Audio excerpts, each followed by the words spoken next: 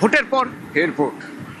ভোটে যা হয়েছে তা মেনে নেওয়া যায় না। নির্বাচন কমিশন সিদ্ধান্ত নিয়েছিল পুরো ফলতা বিধানসভায় নতুন করে ভোট হবে, সেই ভোট 21 তারিখে। তার আগে আজ প্রচারের শেষ দিন, আর প্রচারে শুভেন্দু অধিকারী, মুখ্যমন্ত্রী শুভেন্দু অধিকারী 25 কিলোমিটার রোড হাঁটবেন, মিছিল হবে, 25 কিলোমিটারের মিছিল হবে। শুরু করেছেন তিনি শিব মন্দিরে পুজো দিয়ে, এবং এই মিছিলের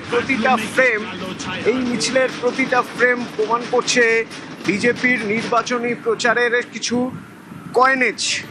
সবচেয়ে গুরুত্বপূর্ণ কয়েনেজ ছিল কি? ভয় আউট, ভরসা ইন। যে ফলতায় মানুষ ভোট দিত, ভোট দেওয়ার সময় মানুষ ভয় পেতেন যে কোথাও ক্যামেরায় ছবি তুলে নিচ্ছে না তো কোন বোতামটা তিনি টিপছেন, বোতাম যে টিপতে যাচ্ছেন আতর লেগে নেই তো বোতামে, তাহলে আঙুলে আতরের গন্ধ থেকে যাবে।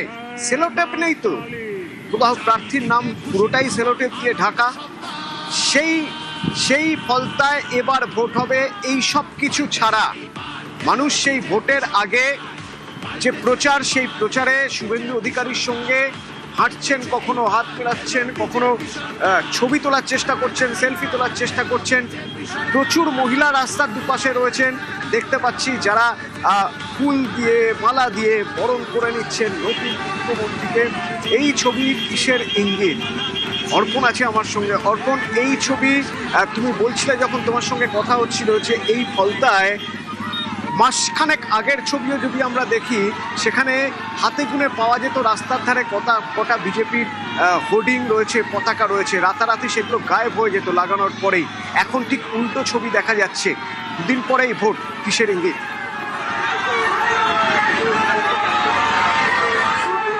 দেখো, ফতেপুর বটতলা, এই যেখানে গাড়ি অবরুদ্ধ হয়ে রয়েছে, তুমি দেখতে পাচ্ছ নিরাপত্তা রক্ষী যারা রয়েছে শুভেন্দু অধিকারীর, তারা কোনো ক্রমে গাড়ি বার করছেন।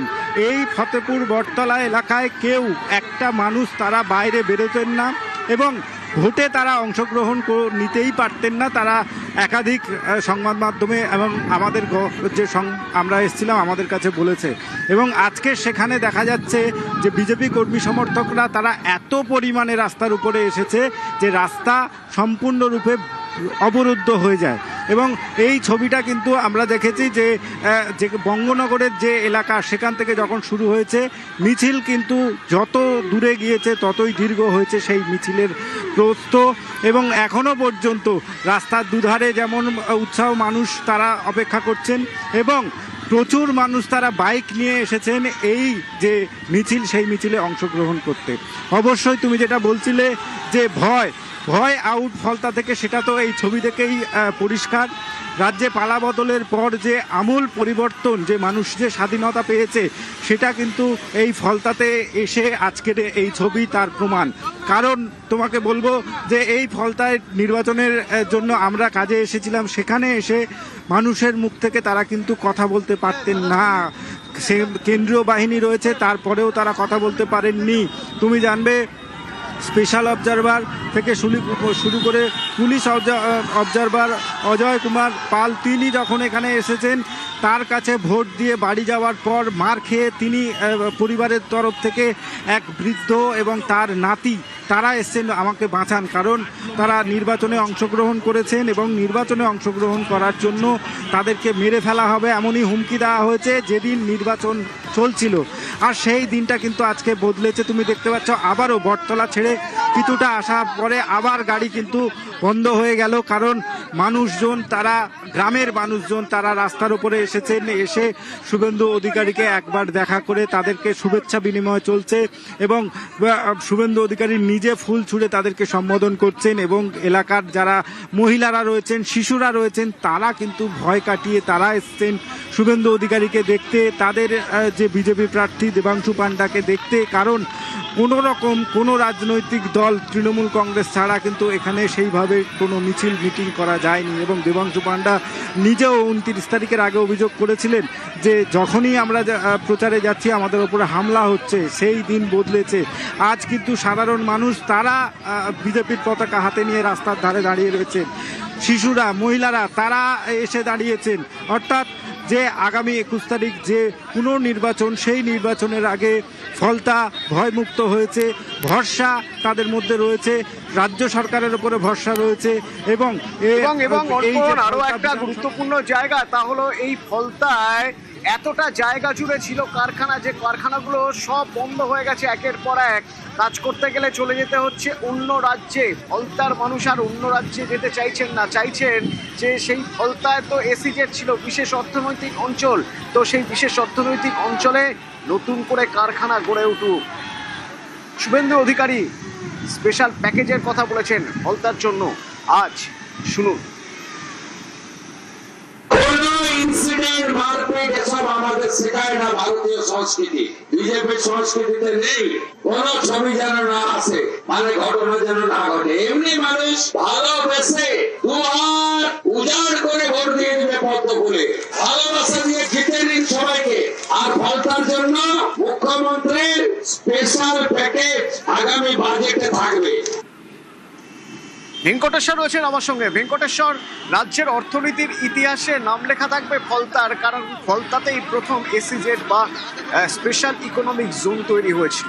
কিন্তু শুধু তৈরিই হয়েছিল, তারপরে প্রচুর কারখানা এসেছে এবং চলেও গিয়েছে। প্রচুর যারা যারা বিনিয়োগ করেছেন তারা কারখানা বা তাদের কাজ গুটিয়ে নিতে বাধ্য হয়েছেন। তার কারণ পরিবেশ, অর্থনৈতিক পরিবেশ। জমি তো পাওয়া গিয়েছিল, কিন্তু অর্থনৈতিক পরিবেশ তৈরি করা যায়নি। কি ছিল এই ফলতায়? ফলতায় ভয়ের পরিবেশ ছিল, ফলতায় তোলাবাজির পরিবেশ ছিল, ফলতায় ভোট না দিয়ে ঘরে বসে থাকার পরিবেশ ছিল। আমি একটু ফলতার একটু রাজনৈতিক ব্যাকগ্রাউন্ডটা তোমার থেকে জানতে চাই। দেখো, তুমি যেটা দিয়ে শুরু করলে যে ফলতায় সেখানে শিল্প করার লক্ষ্যে রাজ্যে প্রথম এসিজেড সেখানে হয়েছিল, প্রথম প্রচুর বিনিয়োগ সেখানে এসছিল, শিল্প সংস্থা গড়ে উঠেছিল। কিন্তু বর্তমানে সেই শিল্প কিন্তু একেবারে ধুঁকছে। ফলে অধিকাংশ শিল্পের গেটে তালা পড়েছে এবং যে কটি সেগুলোও কিন্তু একেবারে ধুঁকছে, রুগ্ন হয়ে রয়েছে। এবং কারণ হিসেবে যেটা স্থানীয় মানুষজন বা কয়েকদিন আগেও আমি এসেছিলাম সেখানে, স্থানীয় মানুষজন তুমি যেটা বললে যে সেখানে শিল্পের পরিবেশ ছিল না, সেখানে কাটমানি নেওয়া হতো, নানাভাবে অত্যাচার, নানা রকম ভয় দেখানো হতো। ফলে অনেক বিনিয়োগকারী তারা এখান থেকে চলে গিয়েছে। ফলে এখন কিন্তু সেটা একেবারে কার্যত ফলতার যে এসিডেড এলাকার যে শিল্পাঞ্চল তা কিন্তু শ্মশানে পরিণত হয়েছে। কিন্তু তুমি জানো যে গত শনিবার দিনই মুখ্যমন্ত্রী শুভেন্দু অধিকারী ফলতাতে এসেছিলেন এবং সেখানে তিনি স্পেশাল ডেভেলপমেন্ট প্যাকেজের ঘোষণা করেছেন।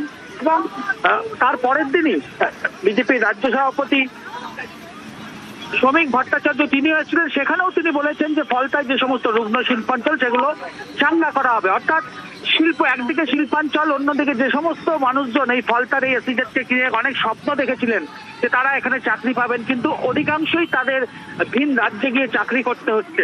ফলে সেই জায়গায় দাঁড়িয়ে ফলতায় নতুন করে শিল্প, নতুন যে প্যাকেজের কথা ঘোষণা করেছেন মুখ্যমন্ত্রী শুভেন্দু অধিকারী, তাতে কিন্তু আশায় বুক বাঁধছেন ফলতার মানুষজন।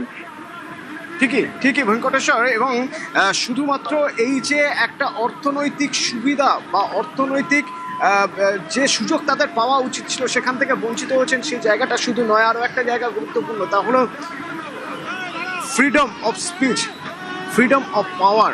নিজের ভোটাধিকার অন্তত দেওয়ার যে অধিকার, নিজের ভোট দেওয়ার অধিকার, সেটাও হারাতে হয়েছিল।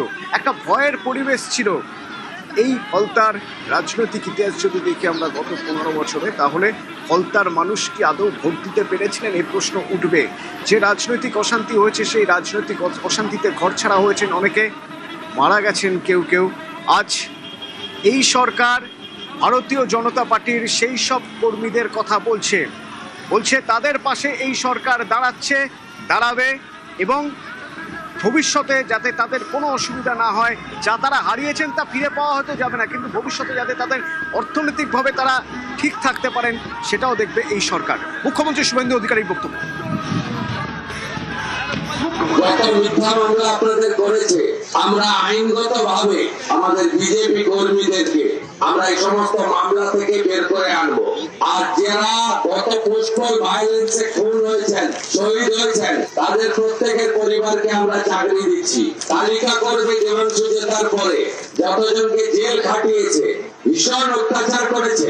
আমি সব দেখে নেব, কোনোটা ছাড়া হবে না। সবটা সাথ সবটা বিকাশও হবে, আর সবার হিসাবও হবে, তাই তো?